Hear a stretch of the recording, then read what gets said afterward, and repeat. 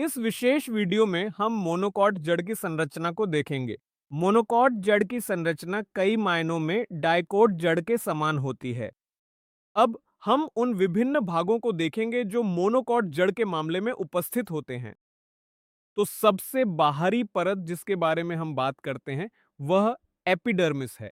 जड़ों के मामले में एपिडर्मिस को एपिब्लेमा कहा जाता है।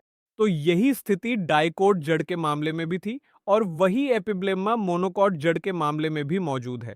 मोनोकॉट जड़ों में भी यह एपिब्लेमा रूट हेयर उत्पन्न करेगा और यही स्थिति डाइकोट जड़ों के मामले में भी थी। अब एपिडर्मिस के नीचे कॉर्टेक्स उपस्थित होगा। कॉर्टेक्स में 3 परतें हो सकती हैं। वे हैं हाइपोडर्मिस, सामान्य कॉर्टेक्स और एंडोडर्मिस। लेकिन जड़ों के मामले में हाइपोडर्मिस अनुपस्थित होती है और यह डाइकोट जड़ों में भी अनुपस्थित थी और मोनोकॉट जड़ों के मामले में भी अनुपस्थित रहेगी।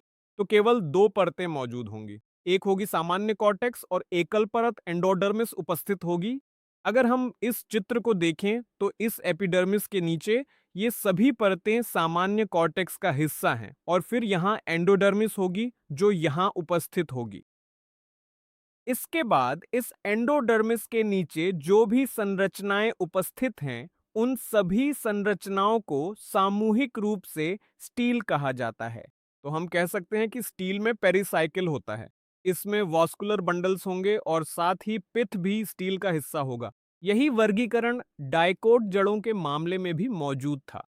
अब अगर हम पहली संरचना यानी पेरिसाइकिल की बात करें तो हम इस चित्र में देख सकते हैं कि जो कोशिकाएं इस एंडोडर्मिस के नीचे उपस्थित हैं वे पेरिसाइकिल का हिस्सा हैं।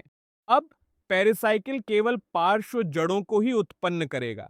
तो यही वह हिस्सा है जिसमें यह डाइकोट जड़ से अलग होगा, क्योंकि डाइकोट जड़ों के मामले में पेरिसाइकिल पार्श्व जड़ों के साथ साथ वास्कुलर कैम्बियम भी उत्पन्न करता है। लेकिन इस मामले में यानी मोनोकॉट जड़ों में यह केवल पार्श्व जड़ों को ही उत्पन्न करेगा और वास्कुलर कैम्बियम को उत्पन्न नहीं करेगा।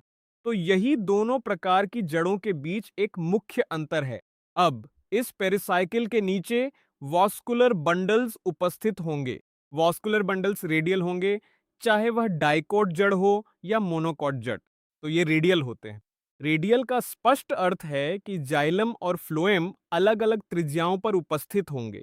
इस चित्र में हम देख सकते हैं कि ये लाल रंग की संरचनाएं जाइलम का हिस्सा है और वे बैंगनी रंग की कोशिकाएं फ्लोएम का हिस्सा हैं। तो दोनों अलग अलग त्रिज्याओं पर उपस्थित हैं, इसीलिए यह स्थिति रेडियल है। अब मोनोकॉट जड़ों के मामले में ये जाइलम बंडल सामान्यतः 6 से अधिक होंगे। तो हम कहेंगे कि यहाँ पॉलीआर्क स्थिति उपस्थित है। अगर हम इस स्थिति की बात करें तो ये डाइकोट जड़ों के मामले में अलग थी। डाइकोट जड़ों के मामले में ये 2 से 4 होंगे, लेकिन मोनोकॉट जड़ों के मामले में ये बंडल 6 से अधिक होते हैं। तो ये भी डाइकोट जड़ और मोनोकॉट जड़ के बीच एक अंतर का बिंदु है। इसके बाद स्थिति एक्सार्क होती है। एक्सार्क स्थिति का अर्थ है कि प्रोटोजाइलम बाहर उपस्थित होगा। तो इस चित्र में हम देख सकते हैं कि छोटा प्रोटोजाइलम बाहर है और बड़ा मेटाजाइलम अंदर है, इसलिए स्थिति एक्सार्क है। और यही स्थिति डाइकोट जड़ों के मामले में भी उपस्थित थी। इसके बाद हम अगली स्थिति की बात करते हैं कि वास्कुलर कैम्बियम अनुपस्थित होता है। तो हमने इस बिंदु को तब भी देखा था जब हम पेरिसाइकिल की बात कर रहे थे कि इसमें केवल पार्श्व जड़ें यहीं से उत्पन्न होंगी, लेकिन वास्कुलर कैम्बियम अनुपस्थित रहेगा। वास्कुलर कैम्बियम डाइकोट जड़ों के मामले में उपस्थित था, लेकिन यहाँ यह अनुपस्थित है। और यदि वास्कुलर कैम्बियम अनुपस्थित है तो स्पष्ट है कि मोनोकॉट जड़ों के मामले में कोई द्वितीयक वृद्धि नहीं हो सकती। इसके बाद एक छोटा सा भाग संयोजी ऊतक कंजंक्टिव टिश्यू उपस्थित होता है। ये वही है जैसा डाइकोट जड़ों में उपस्थित था और सबसे अंदरूनी भाग पित्त है। तो पित्त यह सबसे अंदरूनी भाग है। इस भाग में पित्त ये डाइकोट जड़ों से अलग है क्योंकि वहां ये छोटा था, बहुत अच्छी तरह से विकसित नहीं था।